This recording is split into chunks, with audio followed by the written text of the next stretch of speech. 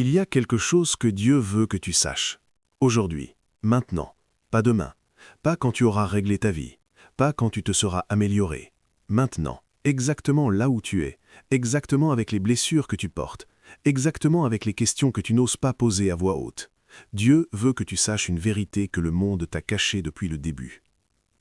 Tu t'es déjà senti différent, pas supérieur, pas arrogant, juste différent. Comme si tu appartenais à une autre dimension, comme si les conversations autour de toi semblaient creuses, les rires sonnaient faux et les chemins que tout le monde emprunte te semblaient trop étroits pour ce que tu es vraiment.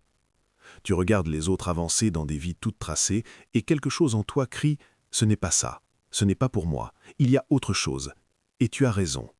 Ce quelque chose que tu ressens, cette vibration au fond de ta poitrine, cet appel sourd que tu n'arrives pas à nommer, ce n'est pas de l'orgueil, ce n'est pas de l'arrogance, ce n'est pas une illusion, c'est la voix de Dieu qui t'appelle par ton nom depuis avant ta naissance.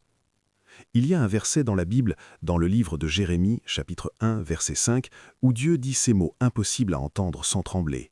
« Avant que je t'eusse formé dans le ventre de ta mère, je te connaissais. Avant que tu fusses sorti du sein, je t'avais consacré. Avant même que ta mère sache que tu existais, avant même que ton père puisse imaginer ton visage, Dieu te connaissait déjà, Dieu t'avait déjà choisi. Tu n'es pas ici par accident. Cette vidéo n'est pas pour tout le monde. Si tu es tombé dessus, si l'algorithme te l'a envoyé, si quelqu'un te l'a partagé, ce n'est pas un hasard. Il n'y a pas de hasard dans le royaume de Dieu. Tu es ici parce que Dieu t'a conduit ici, et ce que tu vas entendre dans les prochaines minutes va changer quelque chose en toi de façon permanente. Mais avant de continuer, si tu n'es pas encore abonné à cette chaîne, clique sur le bouton d'abonnement maintenant. Parce que cet espace a été créé pour toi, pour ceux qui se sentent appelés, pour ceux qui savent qu'ils ne sont pas comme les autres, pour les élus qui ne savent pas encore qu'ils le sont. Abonne-toi. Ce n'est pas juste une chaîne, c'est une famille d'élus en train de s'éveiller. Maintenant, ferme les yeux une seconde, respire, et dis-moi dans les commentaires. Écris « Je suis prêt, prête » pour activer ce message dans ta vie. Parce que ce que tu vas recevoir ce soir, ce n'est pas de la théologie, c'est une révélation. Reste avec moi. Laisse-moi te poser une question que personne ne t'a jamais vraiment posée. Est-ce que tu te souviens du moment où tu as réalisé pour la première fois que tu n'étais pas comme les autres? Pas le moment où les autres te l'ont dit avec cruauté, parce que ça arrive à tout le monde. Je parle du moment intime, silencieux, souvent seul dans ta chambre ou dans une foule, où tu as regardé autour de toi et tu t'es dit « Je suis ici, mais je n'appartiens pas vraiment à cet endroit ». Ce moment existe pour toi, je le sais. Je le vois dans le type de personnes qui regardent des vidéos comme celle-ci. Il y a des personnes qui passent leur vie entière à chercher l'approbation des autres, à vouloir s'intégrer, à modifier qui elles sont pour correspondre à ce qu'on attend d'elles. Et puis, il y a d'autres personnes, des personnes comme toi, qui ont essayé de s'intégrer, qui ont mis des masques, qui ont joué le jeu, mais à la fin de la journée, quelque chose en elles refuse toujours de se conformer complètement. Il reste toujours cette petite flamme qui dit « Tu es fait pour plus que ça ». Cette flamme, écoute-moi bien, cette flamme n'est pas de toi. Tu ne l'as pas allumée, tu n'as pas décidé un matin d'être différent. Cette flamme a été allumée par Dieu lui-même, avant que tu entres dans ce monde. Et si tu essaies de l'éteindre, tu iras contre ce pourquoi tu as été créé. Dans l'évangile de Jean, Jésus dit « Vous n'êtes pas du monde, mais je vous ai choisi et vous ai établi du monde ». Jean 15, 19. Pense à ce que ça signifie vraiment. Jésus ne te console pas en te disant que c'est normal d'être bizarre. Il t'explique une réalité ontologique. Tu n'appartiens pas à ce monde parce que tu as été séparé de ce monde par un acte divin délibéré. Tu as peut-être grandi dans une famille où personne ne comprenait tes questions, où on te disait de ne pas trop réfléchir, où la foi, si elle existait, était superficielle, une tradition, une habitude du dimanche, pas une rencontre vivante. Et toi, tu posais des questions qui mettaient les adultes mal à l'aise. Pourquoi Dieu permet la souffrance? Pourquoi nous? Quel est le sens de tout ça? Qu'est-ce qui existe au-delà de ce qu'on voit? Ces questions ne sont pas le signe d'un manque de foi. Ces questions sont le signe que Dieu t'a câblé différemment. Il t'a donné une soif spirituelle que les réponses ordinaires ne peuvent pas étancher. Tu as peut-être aussi vécu des moments de solitude intense, non pas parce que tu n'avais pas d'amis, mais parce que même entouré de gens, tu avais l'impression qu'une partie de toi était toujours ailleurs. Dans ces moments-là, Certains sombrent dans la tristesse, certains s'anesthésient avec les écrans, les divertissements, les relations qui ne les nourrissent pas. Mais il y a quelque chose en toi qui t'a poussé à chercher, à creuser, à regarder vers le haut, plutôt que de se noyer dans le bruit ambiant. Cette disposition est un don. Écoute maintenant ce que je veux dire et grave-le dans ta mémoire pour toujours. Le fait que tu te sentes différent n'est pas ton problème, c'est ta désignation. L'apôtre Paul dit dans Romains 8, 29, « Car ceux qu'il a connus d'avance, il les a aussi prédestinés à être conformes à l'image de son Fils. » Prédestinés. Avant l'existence du monde, Dieu regardait l'éternité et il voyait ton visage. Il voyait ta solitude, il voyait tes doutes, il voyait tes nuits sans sommeil, il voyait les moments où tu te demandais si tu comptais vraiment pour quelqu'un, et il a dit « celui-là, celle-là, je la veux, je la choisis. Elle sera à moi. » Tu n'es pas seul. Tu n'as jamais été seul. Ce sentiment d'être à part que tu as porté, parfois avec honte, parfois avec une certaine fierté solitaire, ce sentiment est la marque de l'élection divine. C'est Dieu qui t'a mis à l'écart, non pas pour te punir, mais pour te préparer. Pose-toi cette question maintenant. Dans toutes les épreuves de ta vie, dans toutes les traversées difficiles, n'y a-t-il pas eu quelque chose, une main invisible, une rencontre inattendue, un mot lu au bon moment, un rêve qui t'a réorienté, qui t'a empêché de te perdre complètement, quelque chose qui t'a ramené à toi-même? Ce n'est pas de la chance, c'est la fidélité de Dieu envers son élu. Écris « Je le vois » dans les commentaires si tu as déjà ressenti cette main invisible dans ta vie. Parce que ce que tu as vécu jusqu'ici n'était pas aléatoire. Chaque saison, chaque douleur, chaque joie inexplicable, chaque porte fermée qui t'a redirigé vers quelque chose de plus grand, tout cela faisait partie d'un plan. Et ce plan, c'est maintenant que tu vas commencer à le comprendre. Voici la vérité que le monde ne te dira jamais. Voici la vérité que même certaines églises n'osent pas prêcher parce qu'elle est trop puissante, trop absolue, trop déconcertante pour l'esprit humain. Avant que tu existes, Dieu avait déjà décidé de toi. Ce n'est pas une métaphore, ce n'est pas une belle façon de parler, c'est la doctrine biblique de l'élection, l'une des vérités les plus profondes et les moins comprises de l'Écriture sainte. Ouvre le livre d'Éphésiens chapitre 1 versets 4 et 5. En lui, Dieu nous a élus avant la fondation du monde pour que nous soyons saints et irrépréhensibles devant lui. Il nous a prédestinés dans son amour à être ses enfants adoptifs par Jésus-Christ selon le bon plaisir de sa volonté, avant la fondation du monde. Réfléchis à cette phrase. Avant que la lumière existe, avant que les étoiles soient placées, avant que la terre soit formée, avant que l'ADN qui te compose soit même imaginé, Dieu te regardait dans l'éternité et il t'a choisi. Il ne t'a pas choisi parce que tu étais parfait, il ne t'a pas choisi parce que tu méritais quoi que ce soit. Écoute ce que Paul dit dans Romains 9, 11. « Avant que leur naissance, avant qu'ils aient fait quoi que ce soit de bien ou de mal, afin que le dessein électif de Dieu demeure, fondé non sur les œuvres, mais sur celui qui appelle. » Dieu t'a choisi avant que tu fasses quoi que ce soit, avant ta première bonne action, avant ta première prière, avant même que tu saches son nom. C'est le mystère de la grâce, et c'est ce que tu devrais briser et te reconstruire en même temps. Parce que ça signifie que tes erreurs passées n'ont pas annulé ton élection.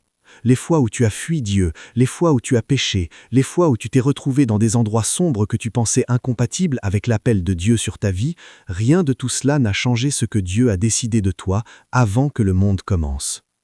Bien sûr, le libre arbitre existe, Dieu ne force personne, mais cette tension entre élection divine et liberté humaine est l'une des plus belles tensions de la foi chrétienne. Tu es libre de choisir, et pourtant Dieu, dans sa sagesse infinie et hors du temps, savait déjà ce que tu choisirais. Il savait que tu regarderais cette vidéo aujourd'hui, il savait que ce moment arriverait dans ta vie, et il t'attendait. Je connais les projets que j'ai formés sur vous, dit l'Éternel, projets de paix et non de malheur, afin de vous donner un avenir et de l'espérance. Ce verset, tu l'as peut-être déjà entendu, peut-être même vu sur un mug ou un signet d'église, mais là, je veux que tu le reçoives différemment. Je veux que tu laisses tomber toute la familiarité que tu as avec ce verset et que tu l'entendes comme la première fois. Dieu dit qu'il a des projets. Pas une vague bienveillance, pas un espoir flou que ça se passe bien pour toi. Des projets, détaillés, précis, élaborés avant ta naissance. Des projets de paix. Ce mot en hébreu est shalom, qui ne signifie pas juste l'absence de conflit, mais une plénitude totale, une complétude, un alignement parfait de toutes les dimensions de ton être. Dieu veut ton shalom, il l'a planifié pour toi. Et il dit, afin de vous donner un avenir et de l'espérance. Un avenir, pas un retour au passé, pas une simple survie, un avenir, quelque chose de nouveau, de construit, d'intentionnel, qui va au-delà de tout ce que tu peux imaginer par tes propres forces. Mais voici ce que peu de gens comprennent. Ce plan de Dieu pour ta vie ne ressemble probablement pas à ce que tu imagines. Le plan de Dieu passe presque toujours par des chemins que l'intelligence humaine ne choisirait jamais. Il passe par le désert avant la terre promise. Il passe par la prison avant le palais, comme Joseph. Il passe par la croix avant la résurrection. Si tu traverses une période difficile en ce moment, si tu es dans un désert, si tu te sens incompris, oublié, si tu attends depuis longtemps et que la réponse ne vient pas, je te dis ceci avec toute la certitude que la parole de Dieu m'autorise. Tu es dans ta formation, pas dans ton abandon. Dieu ne t'a pas oublié, il te façonne. Tape « Je reçois » dans les commentaires pour accepter ce que Dieu a préparé pour toi avant la fondation du monde. Parce que ce que Dieu a décidé pour toi, aucune force humaine, aucun échec, aucune trahison, aucune maladie, aucune limite apparente ne peut l'annuler. Ce que Dieu a scellé pour toi avant l'éternité, l'ennemi ne peut pas le voler. Il peut retarder, il peut compliquer, il peut tromper, mais il ne peut pas voler ce que Dieu a décidé. Accroche-toi à cette vérité. Elle va être ton encre dans les prochaines minutes. Alors, pourquoi est-ce que tu résistes? Si tout ce qu'on vient de dire est vrai, si Dieu t'a vraiment choisi avant la fondation du monde, si son plan pour toi est de paix et d'espérance, si tu es réellement un élu, pourquoi est-ce que ta vie ne ressemble pas encore à ça? Pourquoi est-ce que tu te bats encore? Pourquoi est-ce que tu as encore des nuits où tu doutes de tout? C'est la question honnête, et elle mérite une réponse honnête. La première raison, c'est la peur. Pas la peur de l'échec, la peur de la grandeur. L'apôtre Paul parle de gens qui ont reçu l'esprit non de timidité mais de puissance. 2 Timothée 1,7. Mais la timidité, cette crainte de se déployer complètement, de prendre la place que Dieu a préparée pour soi, est une arme les plus efficaces de l'ennemi. Parce qu'elle ne ressemble pas à une attaque, elle ressemble à de la sagesse, de l'humilité, du réalisme. Qui suis-je pour prétendre à quelque chose d'extraordinaire? Je ne suis pas assez qualifié. Je viens d'une famille ordinaire. J'ai trop de problèmes pour servir Dieu. Il y a des gens bien plus saints que moi. Tu reconnais ces voix? Ce ne sont pas les tiennes. Ce sont les voix de l'accusateur, celui que la Bible appelle le diable, qui signifie littéralement le calomniateur, celui qui accuse. Son travail, sa seule raison d'être, c'est de te persuader que tu n'es pas qui Dieu dit que tu es. Et il est très habile à ce jeu. Il n'est pas besoin de te faire abandonner la foi complètement. Il lui suffit de te faire rester en dessous de ce que tu es. Il lui suffit de te faire croire que tu es un enfant de Dieu de 2e classe. Il lui suffit de te laisser dans la salle d'attente de ta vie spirituelle pendant que les autres vivent leur destinée, pendant que la tienne s'accumule de la poussière. La deuxième raison pour laquelle tu résistes, c'est le poids du passé. Peut-être que tu as fait des choses dont tu as honte, peut-être que tu as blessé des gens, peut-être que tu t'es blessé toi-même, peut-être que tu as vécu des années loin de Dieu dans des endroits que tu n'aurais jamais imaginé habiter. Et tu as du mal à croire que quelqu'un qui a traversé ce que tu as traversé, qui a fait ce que tu as fait, puisse encore être appelé, encore être choisi, encore être utilisé. Mais rappelle-moi, qui étaient les élus de Dieu dans la Bible? Moïse était un meurtrier, David a commis l'adultère et l'homicide, Pierre a renié Jésus 3 fois, Paul persécutait et matait les chrétiens. Et pourtant, Dieu les a utilisés pour changer l'histoire du monde entier. Cette disposition est un don. Écoute maintenant ce que je veux dire et grave-le dans ta mémoire pour toujours. Le fait que tu te sentes différent n'est pas ton problème, c'est ta désignation. L'apôtre Paul dit dans Romains 8, 29 « Car ceux qu'il a connus d'avance, il les a aussi prédestinés à être conformes à l'image de son Fils. » Prédestinés. Avant l'existence du monde, Dieu regardait l'éternité et il voyait ton visage. Il voyait ta solitude, il voyait tes doutes, il voyait tes nuits sans sommeil, il voyait les moments où tu te demandais si tu comptais vraiment pour quelqu'un, et il a dit « celui-là, celle-là, je la veux, je la choisis. Il, elle sera à moi. Tu n'es pas seul. Tu n'as jamais été seul. Ce sentiment d'être à part que tu as porté, parfois avec honte, parfois avec une certaine fierté solitaire, ce sentiment est la marque de l'élection divine. C'est Dieu qui t'a mis à l'écart, non pas pour te punir, mais pour te préparer. Pose-toi cette question maintenant. Dans toutes les épreuves de ta vie, dans toutes les traversées difficiles, n'y a-t-il pas eu quelque chose, une main invisible, une rencontre inattendue, un mot lu au bon moment, un rêve qui t'a réorienté, qui t'a empêché de te perdre complètement, quelque chose qui t'a ramené à toi-même? Ce n'est pas de la chance, c'est la fidélité de Dieu envers son élu. Écris « Je le vois » dans les commentaires si tu as déjà ressenti cette main invisible dans ta vie. Parce que ce que tu as vécu jusqu'ici n'était pas aléatoire. Chaque saison, chaque douleur, chaque joie inexplicable, chaque porte fermée qui t'a redirigé vers quelque chose de plus grand, tout cela faisait partie d'un plan. Et ce plan, c'est maintenant que tu vas commencer à le comprendre. Voici la vérité que le monde ne te dira jamais. Voici la vérité que même certaines églises n'osent pas prêcher parce qu'elle est trop puissante, trop absolue, trop déconcertante pour l'esprit humain. Avant que tu existes, Dieu avait déjà décidé de toi. Ce n'est pas une métaphore, ce n'est pas une belle façon de parler, c'est la doctrine biblique de l'élection, l'une des vérités les plus profondes et les moins comprises de l'Écriture sainte. Ouvre le livre d'Éphésiens chapitre 1 versets 4 et 5. En lui, Dieu nous a élus avant la fondation du monde pour que nous soyons saints et irrépréhensibles devant lui. Il nous a prédestinés dans son amour à être ses enfants adoptifs par Jésus-Christ selon le bon plaisir de sa volonté, avant la fondation du monde. Réfléchis à cette phrase. Avant que la lumière existe, avant que les étoiles soient placées, avant que la terre soit formée, avant que l'ADN qui te compose soit même imaginé, Dieu te regardait dans l'éternité et il t'a choisi. Il ne t'a pas choisi parce que tu étais parfait, il ne t'a pas choisi parce que tu méritais quoi que ce soit. Écoute ce que Paul dit dans Romains 9, 11. Avant que leur naissance, avant qu'ils aient fait quoi que ce soit de bien ou de mal, afin que le dessein électif de Dieu demeure, fondé non sur les œuvres, mais sur celui qui appelle. Dieu t'a choisi avant que tu fasses quoi que ce soit, avant ta première bonne action, avant ta première prière, avant même que tu saches son nom. C'est le mystère de la grâce, et c'est ce que tu devrais briser et te reconstruire en même temps. Parce que ça signifie que tes erreurs passées n'ont pas annulé ton élection. Les fois où tu as fui Dieu, les fois où tu as péché, les fois où tu t'es retrouvé dans des endroits sombres que tu pensais incompatibles avec l'appel de Dieu sur ta vie, rien de tout cela n'a changé ce que Dieu a décidé de toi avant que le monde commence.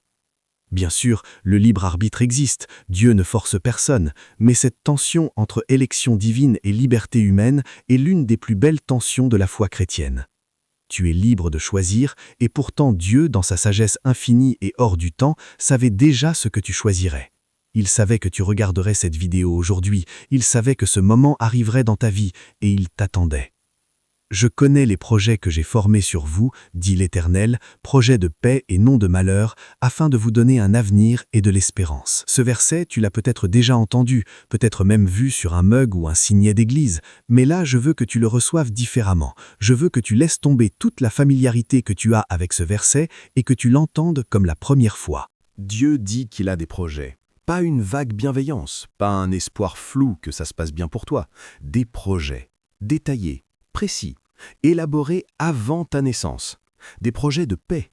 Ce mot en hébreu est shalom, qui ne signifie pas juste l'absence de conflit, mais une plénitude totale, une complétude, un alignement parfait de toutes les dimensions de ton être. Dieu veut ton shalom, il l'a planifié pour toi. Et il dit, afin de vous donner un avenir et de l'espérance.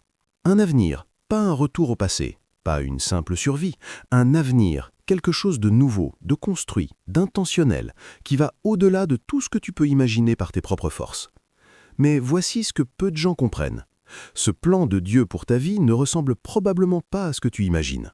Le plan de Dieu passe presque toujours par des chemins que l'intelligence humaine ne choisirait jamais. Il passe par le désert avant la terre promise. Il passe par la prison avant le palais, comme Joseph. Il passe par la croix avant la résurrection.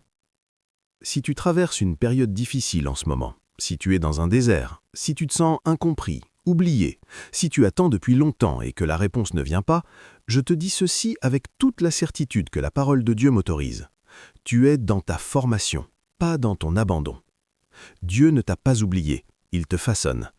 Tape « Je reçois » dans les commentaires pour accepter ce que Dieu a préparé pour toi avant la fondation du monde. Parce que ce que Dieu a décidé pour toi, aucune force humaine, aucun échec, aucune trahison, aucune maladie, aucune limite apparente ne peut l'annuler.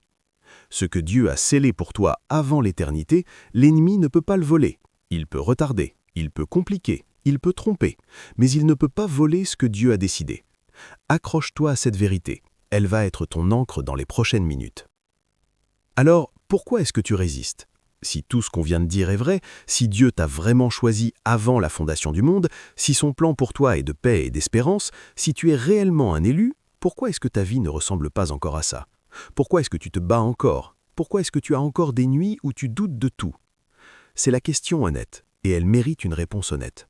La première raison, c'est la peur. Pas la peur de l'échec, la peur de la grandeur. L'apôtre Paul parle de gens qui ont reçu l'esprit non de timidité mais de puissance. 2 Timothée 1,7. Mais la timidité, cette crainte de se déployer complètement, de prendre la place que Dieu a préparée pour soi, est une arme les plus efficaces de l'ennemi. Parce qu'elle ne ressemble pas à une attaque, elle ressemble à de la sagesse, de l'humilité, du réalisme. Qui suis-je pour prétendre à quelque chose d'extraordinaire? Je ne suis pas assez qualifié. Je viens d'une famille ordinaire. J'ai trop de problèmes pour servir Dieu. Il y a des gens bien plus saints que moi. Tu reconnais ces voix? Ce ne sont pas les tiennes. Ce sont les voix de l'accusateur, celui que la Bible appelle le diable, qui signifie littéralement le calomniateur, celui qui accuse. Son travail, sa seule raison d'être, c'est de te persuader que tu n'es pas qui Dieu dit que tu es. Et il est très habile à ce jeu. Il n'est pas besoin de te faire abandonner la foi complètement. Il lui suffit de te faire rester en dessous de ce que tu es. Il lui suffit de te faire croire que tu es un enfant de Dieu de 2e classe. Il lui suffit de te laisser dans la salle d'attente de ta vie spirituelle pendant que les autres vivent leur destinée, pendant que la tienne s'accumule de la poussière. La deuxième raison pour laquelle tu résistes, c'est le poids du passé. Peut-être que tu as fait des choses dont tu as honte, peut-être que tu as blessé des gens, peut-être que tu t'es blessé toi-même, peut-être que tu as vécu des années loin de Dieu dans des endroits que tu n'aurais jamais imaginé habiter. Et tu as du mal à croire que quelqu'un qui a traversé ce que tu as traversé, qui a fait ce que tu as fait, puisse encore être appelé, encore être choisi, encore être utilisé. Mais rappelle-moi, qui étaient les élus de Dieu dans la Bible? Moïse était un meurtrier, David a commis l'adultère et l'homicide, Pierre a renié Jésus 3 fois, Paul persécutait et matait les chrétiens. Et pourtant, Dieu les a utilisés pour changer l'histoire du monde entier. L'élection de Dieu ne s'appuie pas sur ta perfection. Elle s'appuie sur sa miséricorde. Et la miséricorde de Dieu est plus grande que tout ce que tu as fait. Si nous confessons nos péchés, il est fidèle et juste pour nous les pardonner et pour nous purifier de toute iniquité. Purifier, pas juste pardonner, purifier. Rendre pur comme si ça n'avait jamais existé. C'est la grâce, c'est la réalité de ce que la croix de Jésus-Christ a accompli. Et si tu portes encore le poids de qui tu étais, c'est parce que tu n'as pas encore pleinement reçu ce que la croix t'a offert. La troisième raison, c'est le confort de l'ordinaire. Suivre pleinement l'appel de Dieu est inconfortable. C'est inconfortable parce que ça exige des changements, ça exige d'abandonner certaines relations qui te tirent vers le bas, ça exige de transformer certaines habitudes, ça exige de sortir de ta zone de confort, de prendre des risques, de faire confiance à Dieu même quand la logique humaine dit que ça n'a aucun sens. Et souvent, la vie ordinaire, même si elle ne te satisfait pas, est au moins prévisible. L'inconfort familier est préférable à l'inconnu, même si cet inconnu est ta destinée. Abraham a quitté son pays, sa famille, sa maison, pour aller vers une terre qu'il ne connaissait pas, guidé par une voix qu'il était le seul à entendre. Et c'est cet acte de foi absurde aux yeux du monde qui a fait de lui le père de toutes les nations. Ta destinée aussi est de l'autre côté de ton confort. Dieu ne nous a pas donné un esprit de timidité, mais un esprit de puissance, d'amour et de maîtrise de soi. Cette phrase a été écrite pour toi, pour ce moment, pour ce que tu ressens en ce moment même en écoutant ces mots. Écris 777 dans les commentaires pour briser le sceau de la peur dans ta vie. Ce n'est pas de la magie, c'est un acte de foi. C'est toi qui dis à Dieu et à toi-même « Je refuse de rester là où je suis, je choisis d'avancer ». Comment sais-tu que Dieu t'appelle vraiment? Comment distingues-tu la voix de Dieu du simple désir humain? Comment sais-tu que tu n'es pas en train de te raconter une belle histoire pour te sentir spécial? Ce sont des questions légitimes, et je vais y répondre maintenant avec ce que la Bible enseigne. Parce que Dieu ne parle pas de façon ésotérique. Il ne communique pas dans des codes secrets réservés à quelques élus mystérieux. Il parle, clairement, de multiples façons, à tous ceux qui ont des oreilles pour entendre. Le premier signe. La faim persistante. Si tu regardes cette vidéo, c'est parce que tu as faim. Faim d'autre chose. Faim d'une profondeur spirituelle que les services ordinaires, les réseaux sociaux, les succès mondains ne peuvent pas satisfaire. Cette faim est un signal de Dieu. Jésus dit dans les Béatitudes « Bienheureux ceux qui ont faim et soif de la justice, car ils seront rassasiés. » Matthieu 5, 6. La faim spirituelle n'est pas une malédiction, c'est une béatitude. C'est le signe que tu es aligné avec quelque chose de réel. Les personnes qui n'ont aucune faim spirituelle ne ressentent aucun manque, parce qu'elles sont gavées du monde. Mais toi, ta faim te dit que tu as été créé pour quelque chose que le monde ne peut pas te donner. Le deuxième signe, les portes qui se ferment. Tu as peut-être vécu des échecs qui t'ont semblé injustes, des opportunités qui se sont évaporées, des relations qui se sont brisées, des plans qui ont échoué malgré tous tes efforts. Et tu t'es demandé pourquoi Dieu permettait cela. Il y a un principe dans la Bible. Ce que Dieu ne donne pas, il le protège. Quand une porte se ferme, c'est souvent parce que ce qui était derrière cette porte t'aurait détruit ou t'aurait simplement éloigné de ta destinée. Joseph aurait pu rester le fils chéri de Jacob. Il aurait pu passer sa vie dans le confort de la maison familiale. Mais les portes de cette vie se sont brisées violemment. Il a été vendu par ses frères, jeté en prison, oublié des années. Et pourtant, chaque porte fermée le rapprochait du palais. Regarde les portes fermées dans ta vie avec des yeux nouveaux. Elles ne sont peut-être pas tes défaites, elles sont peut-être ta redirection. Le troisième signe, les personnes stratégiques. Il y a dans ta vie, maintenant ou dans le passé, des personnes que tu ne peux pas expliquer. Des personnes qui sont arrivées au moment exact où tu en avais besoin, qui ont dit les mots exacts qu'il te fallait entendre, qui ont ouvert une porte que tu n'aurais jamais pu ouvrir seul. Ce ne sont pas des coïncidences. La Bible dit que Dieu envoie des anges, et parfois ces anges sont des êtres humains ordinaires, porteurs d'un message extraordinaire. N'oubliez pas l'hospitalité, car en la pratiquant, quelques-uns ont logé des anges sans le savoir. Hébreux 13, 2. Qui dans ta vie a été ton ange sans le savoir ? Cette personne qui t'a tendu la main quand tu étais au fond, ce pasteur, cet ami, cet inconnu qui a dit quelque chose qui a changé ta trajectoire. Ce sont les signes de Dieu. Le quatrième signe, les rêves et les visions. L'Écriture est claire. Il arrivera dans les derniers jours, dit Dieu, que je répandrai de mon esprit sur toute chair. Vos fils et vos filles prophétiseront, vos jeunes gens auront des visions, et vos vieillards auront des songes. Actes 2, 17. As-tu eu des rêves qui t'ont semblé trop réels pour être ordinaires ? Des songes récurrents, des images qui t'ont visité dans la nuit et qui t'ont laissé avec un sentiment que tu n'arrives pas à nommer? Ne les écarte pas. Dieu parle dans les songes. Il l'a fait à Salomon, à Daniel, à Joseph de Jacob, à Joseph, père de Jésus. Il peut le faire avec toi aussi. Le cinquième signe, la paix inexplicable. Il y a des décisions dans ta vie que tu sais être justes, non pas parce que la logique les soutient, mais parce qu'une paix profonde les accompagne. Et il y a des décisions que tu sais être mauvaises, même si elles semblent avantageuses, parce qu'une agitation intérieure te met mal à l'aise. Cette paix et cette agitation sont la boussole de l'Esprit Saint. Et la paix de Dieu, qui surpasse toute intelligence, gardera vos cœurs et vos pensées en Jésus-Christ. Philippiens 4, 7. La paix de Dieu n'est pas la paix de la résignation, c'est la paix de la certitude, même au milieu de la tempête. Maintenant, je veux que tu fasses quelque chose. Dans les commentaires, écris « Dieu me parle » et en dessous, partage un des signes que tu viens de reconnaître dans ta vie. Une porte fermée, un rêve, une personne stratégique. Partage-le, parce que nommer ce que Dieu fait dans notre vie, c'est déjà le proclamer. Et la proclamation active quelque chose dans le spirituel. Nous sommes arrivés au moment le plus important de cette vidéo. Jusqu'ici, tu as entendu des vérités, tu as peut-être été touché, tu as peut-être ressenti quelque chose bouger dans ta poitrine. Mais l'entendre n'est pas suffisant. Parce que la révélation qui ne produit pas de décision ne produit que de l'émotion temporaire. Jésus, à la fin du sermon sur la montagne, probablement l'enseignement le plus dense et le plus révolutionnaire qu'il ait jamais donné, termine avec une parabole que tout le monde connaît, mais que peu vivent vraiment. Il parle de deux hommes, l'un qui a entendu ses paroles et a bâti sa maison sur le roc, l'autre qui a entendu ses paroles et a bâti sa maison sur le sable. La différence entre les deux n'est pas l'information reçue.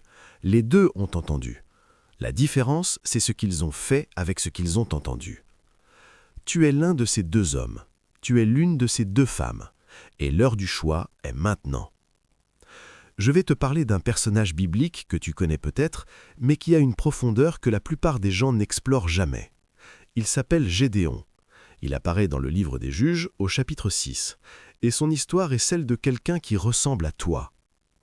Quand l'ange de l'Éternel apparaît à Gédéon, ce dernier n'est pas en train de prier dans un temple, il n'est pas en train de prêcher, il est caché dans un tressoir à vin à battre du blé en secret parce qu'il a peur des Madianites, les ennemis d'Israël qui pillent tout. Et l'ange dit quelque chose d'absolument stupéfiant compte tenu du contexte. Il dit « L'Éternel est avec toi, vaillant guerrier ».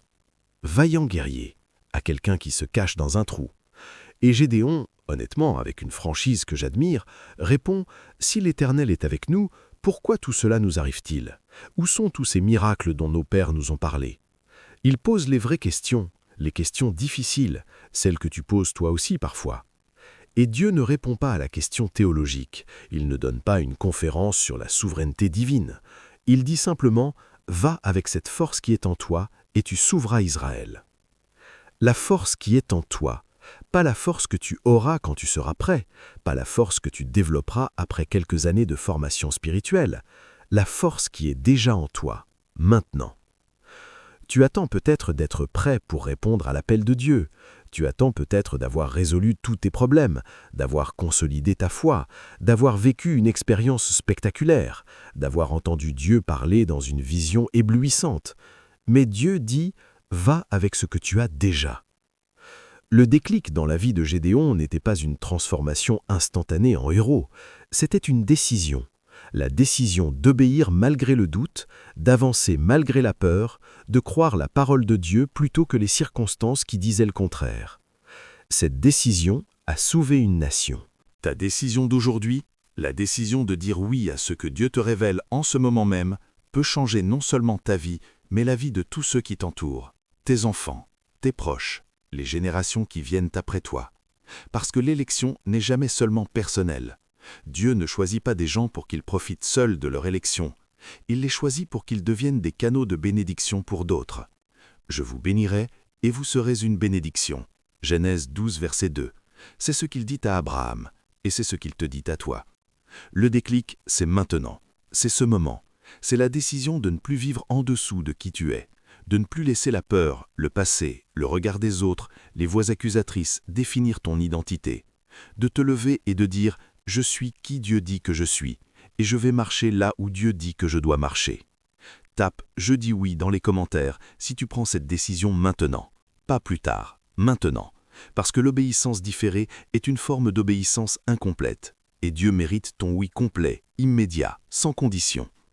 Avant d'aller plus loin, nous allons faire quelque chose ensemble. Je veux que tu comprennes ce que nous sommes sur le point de faire et pourquoi.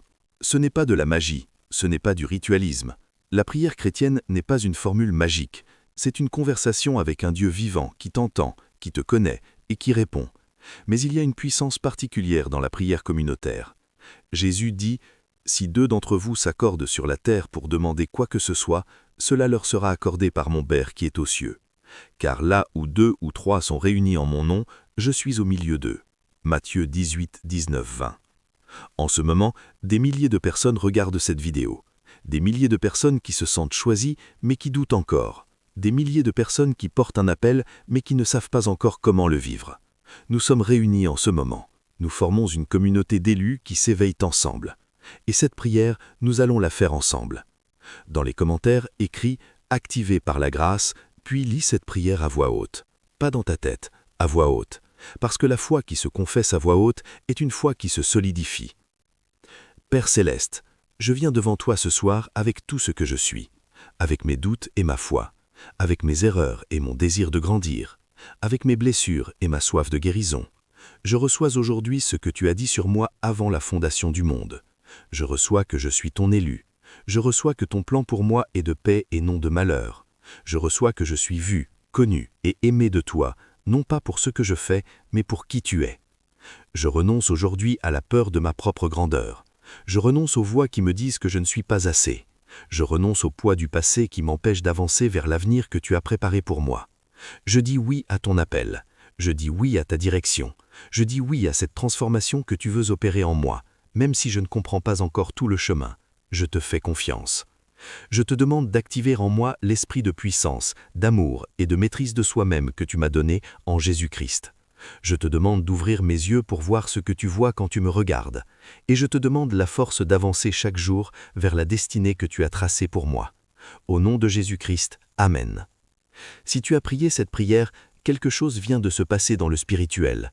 Pas parce que les mots ont un pouvoir magique, mais parce que Dieu dit « Demandez et l'on vous donnera, cherchez et vous trouverez, frappez et l'on vous ouvrira ». Matthieu 7, verset 7. Tu viens de demander, tu viens de chercher, tu viens de frapper. Et Dieu répond. Il répond parfois immédiatement, avec une paix, un soulagement, une clarté. Il répond parfois en processus, avec des changements progressifs que tu ne verras qu'en regardant en arrière quelques mois. Il répond toujours parce qu'il est fidèle et qu'il ne peut pas se renier lui-même. Laisse maintenant quelques secondes de silence.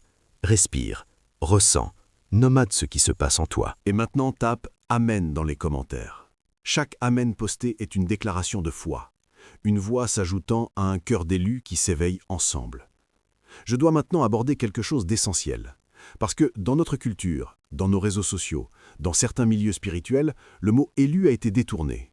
Il y a des gens qui utilisent ce langage pour se placer au-dessus des autres, pour se construire une identité de supériorité spirituelle. Je suis un élu, donc je suis meilleur, donc je mérite plus, donc les autres sont inférieurs. C'est une perversion, et c'est exactement l'opposé de ce que la Bible enseigne. Alors laisse-moi te dire clairement, qui sont vraiment les élus selon l'Écriture ? Jésus lui-même donne la réponse dans Matthieu 20, 26 à 28. « Quiconque veut être grand parmi vous, qu'il soit votre serviteur. Et quiconque veut être le premier parmi vous, qu'il soit votre esclave. C'est ainsi que le Fils de l'homme est venu, non pour être servi, mais pour servir, et donner sa vie en rançon pour beaucoup. » L'élu n'est pas celui qui reçoit plus, l'élu est celui qui donne plus. L'élu n'est pas celui qui règne sur les autres, l'élu est celui qui sert les autres. L'élu n'est pas celui dont la vie est plus facile, l'élu est souvent celui dont la vie est plus difficile, parce qu'il porte sur ses épaules un appel plus lourd. Pense à Jésus lui-même, l'élu par excellence, le Fils de Dieu, loin du Seigneur, et regardez comment il a vécu, dans la pauvreté, dans l'incompréhension, même de sa propre famille au début, dans le rejet, dans la trahison par ceux qui l'aimaient le plus, et finalement dans une mort violente et injuste. Si l'élection était une garantie de confort et de succès humain, la vie de Jésus serait la preuve que cette garantie n'existe pas. Mais si l'élection est une invitation à un impact éternel qui dépasse toute mesure humaine, alors la vie de Jésus est la preuve ultime que ça marche. L'élu du Nouveau Testament, c'est le serviteur. C'est celui qui s'abaisse pour que les autres soient élevés. C'est celui qui donne sa vie, pas nécessairement dans la mort physique, mais dans la consécration quotidienne de son temps, de ses dons, de ses ressources, de sa présence, pour que d'autres rencontrent la vie. Vous n'avez pas choisi, c'est moi qui vous ai choisi, et je vous ai établi, afin que vous alliez et que vous portiez du fruit, et que votre fruit demeure. Jean 15, 16. Fruit, pas gloire, pas reconnaissance, pas pouvoir, fruit. C'est-à-dire quelque chose qui nourrit les autres, quelque chose qui dure, quelque chose qui se reproduit. Et puis, il y a cet autre aspect de l'élection que beaucoup oublient. L'élu est celui qui a été éprouvé. Daniel a été éprouvé par la fosse au lion. Shadrach, Meshach et Abed-Négo ont été éprouvés par la fournaise ardente. Job a été éprouvé par la perte de tout. Paul a été éprouvé par la prison, les coups, les naufrages. Les plus grands élus de l'histoire biblique sont reconnaissables à la profondeur de leurs épreuves, pas à l'absence d'épreuves. Si tu traverses quelque chose de difficile en ce moment, je ne vais pas te dire que c'est facile, je ne vais pas minimiser ta douleur, mais je vais te dire ce que je crois profondément. L'intensité de ton épreuve est souvent proportionnelle à l'intensité de ton appel. L'ennemi n'attaque pas ceux qui ne représentent aucune menace pour lui. Il attaque ceux qui, s'ils marchaient pleinement dans leur destinée, changeraient des vies, briseraient des chaînes, libéreraient des captifs. Si tu es attaqué, c'est peut-être parce que tu es une menace pour les ténèbres. Et voilà une dernière vérité sur les élus. Ils s'appellent les uns les autres. L'élu solitaire est une contradiction dans les termes. Dans la Bible, les élus se trouvent, se reconnaissent, se soutiennent, se fortifient mutuellement. Jean-Baptiste reconnaît Jésus. Marie reconnaît la grossesse d'Élisabeth comme une œuvre divine. Paul et Barnabas s'associent pour changer le monde méditerranéen. Le corps de Christ, l'Église, est une communauté d'élus qui s'appellent mutuellement à la grandeur. Tapez « Je reconnais mon frère ou ma sœur » dans les commentaires si vous voulez appartenir à cette communauté, si vous voulez ne plus marcher seul, si vous voulez être entouré de personnes qui vous tirent vers le haut plutôt que vers le bas. Nous approchons de la fin de ce message, et avant de te laisser, je veux parler de quelque chose de très concret, ta mission. L'élection n'est pas une destination. C'est un départ. Tu n'es pas élu pour rester assis à contempler ton élection, tu es élu pour accomplir quelque chose. Et cette section est dédiée à t'aider à commencer à voir ce que c'est. La première chose à comprendre, c'est que ta mission est unique. Personne d'autre dans toute l'histoire de l'humanité ne peut faire ce que tu es fait pour faire. Pas avec ta combinaison exacte d'expérience, de douleur, de dons, de personnalité, de connexion. Dieu ne fait pas les mêmes moules 2 fois. Ce que tu portes est irremplaçable. Si tu ne l'accomplis pas, ce morceau de la mosaïque divine restera vide. Nous sommes son ouvrage, ayant été créés en Jésus-Christ pour de bonnes œuvres que Dieu a préparées d'avance, afin que nous les pratiquions. Préparées d'avance. Encore cette idée de prédestination. Mais cette fois, ce ne sont pas juste toi qui es prédestiné. Tes œuvres le sont aussi. Il y a des choses que Dieu a prévues que toi, spécifiquement toi, tu ferais. Des conversations que tu aurais, des vies que tu toucherais, des livres que tu écrirais, des enfants que tu élèverais, des personnes que tu guérirais, des communautés que tu transformerais. Alors, comment trouver ta mission? Première clé, regarde ce qui te brise le cœur. Dieu met dans le cœur de ses élus une sensibilité spéciale envers certains types de souffrances. Certains sont brisés par la pauvreté, certains par l'injustice, certains par l'orphelinat, certains par la maladie, certains par l'ignorance spirituelle. Ce brisement n'est pas une faiblesse, c'est une boussole. Là où ton cœur se brise, là où tu ne peux pas rester indifférent, là est souvent ta mission. Deuxième clé, regarde ce que tu fais naturellement sans effort. Chaque élu a des dons, pas seulement des dons spirituels au sens charismatique, mais des capacités naturelles qui, consacrées à Dieu, deviennent des instruments de son règne. Peut-être que tu parles et que les gens t'écoutent naturellement, peut-être que tu as une capacité d'organisation exceptionnelle, peut-être que tu as une sensibilité artistique extraordinaire, peut-être que tu as une intuition financière rare. Ces dons ne sont pas là par accident, ils sont là pour servir quelque chose de plus grand que toi. Troisième clé, regarde tes blessures guéries. L'un des principes les plus puissants du royaume de Dieu, c'est que Dieu ne gaspille jamais une douleur. Il prend ce qui t'a brisé et il en fait l'instrument de ta mission. Si tu as souffert de dépression, ta guérison te qualifie pour parler à ceux qui souffrent encore. Si tu as traversé la rupture d'une famille, ta restauration te qualifie pour accompagner d'autres familles en crise. Il nous console dans toutes nos afflictions, afin que par la consolation dont nous sommes l'objet de la part de Dieu, nous puissions consoler ceux qui sont dans quelque affliction. Quatrième clé, commence là où tu es. La mission ne commence pas quand tu auras atteint un certain niveau, elle commence maintenant, là où tu es, avec ce que tu as. La fidélité dans les petites choses ouvre les portes des grandes. Bien, serviteur bon et fidèle, tu as été fidèle en peu de choses, je t'en confierai beaucoup. Commence petit. Commence maintenant. Le reste viendra. Et enfin, ne cours pas seul. La mission est trop grande pour une seule personne. Jésus n'a opéré seul. Il avait les 12, il avait les 72, il avait les femmes qui le suivaient et le soutenaient. Il avait le cercle intime de Pierre, Jacques et Jean. La mission de Dieu est toujours une mission de communauté. Trouve ta tribu. Trouve des personnes qui partagent ta faim, ta vision, ton appel. Construisez ensemble. Dans les commentaires, partage en un mot ou une phrase quelle est la mission que tu commences à voir pour ta vie. Écris-la, parce que nommer sa mission, c'est déjà commencer à la vivre. Nous voici à la fin de ce message. Et je veux que tu saches quelque chose avant que je te laisse.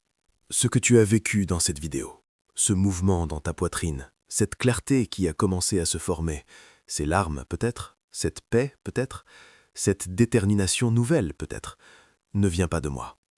Les mots que tu as entendus ne sont pas les miens. Ils appartiennent à une parole qui existait avant que je sois né et qui existera bien après que cette vidéo soit oubliée. Ce que tu as reçu vient de Dieu, directement de lui, et c'est pourquoi tu ne peux pas le laisser partir comme si c'était une simple émotion passagère. La révélation qui ne change pas ton comportement n'a pas vraiment pénétré ton cœur. Elle a seulement effleuré ta surface, et tu mérites mieux que ça. Ton appel mérite mieux que ça. Alors laisse-moi te donner maintenant les 3 choses concrètes que tu peux faire dès aujourd'hui pour ne pas laisser ce feu s'éteindre. Première chose, Reviens à la parole de Dieu chaque matin. Pas pour cocher une case religieuse, pas par obligation, mais parce que tu viens de découvrir que cette parole te parle, qu'elle te connaît, qu'elle contient des vérités sur toi-même que tu n'as pas encore tout exploré. Commence par le livre d'Éphésiens, si tu ne sais pas par où commencer.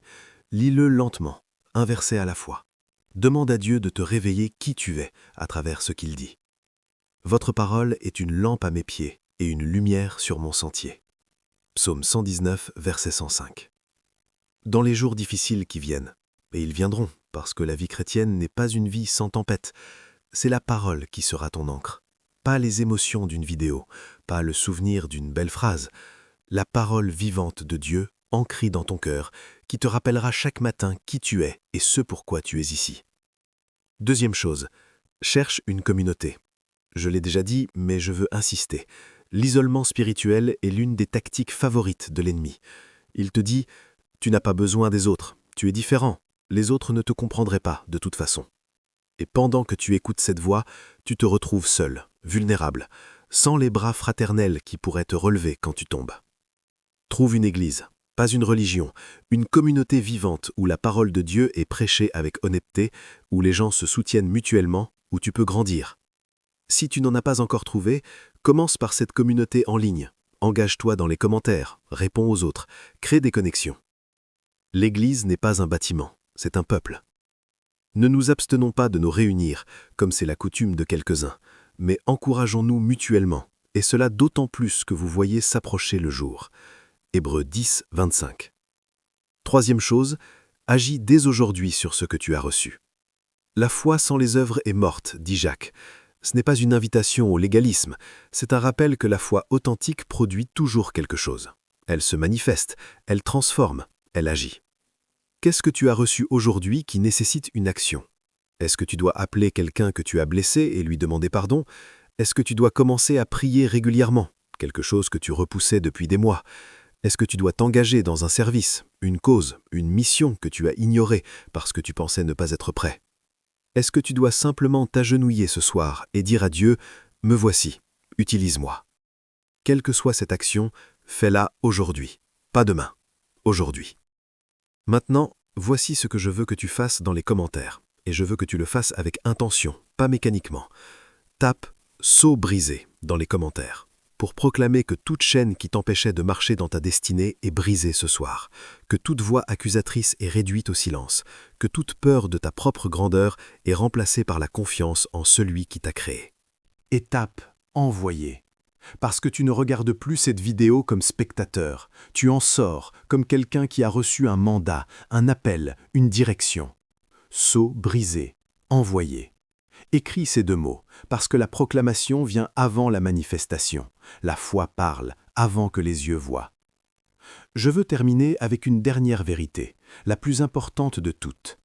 Tout ce que nous avons dit aujourd'hui sur l'élection, la destinée, la mission, l'appel, tout cela repose sur une fondation, une seule. Et cette fondation s'appelle Jésus-Christ. Sans lui, l'élection n'existe pas. Sans lui, la destinée est une illusion. Sans lui, la mission est un projet humain comme un autre. C'est parce que Jésus-Christ est mort et ressuscité que tu as accès à tout ce que Dieu a préparé pour toi. C'est parce qu'il a payé le prix que tu ne pouvais pas payer que le chemin vers ta destinée est ouvert.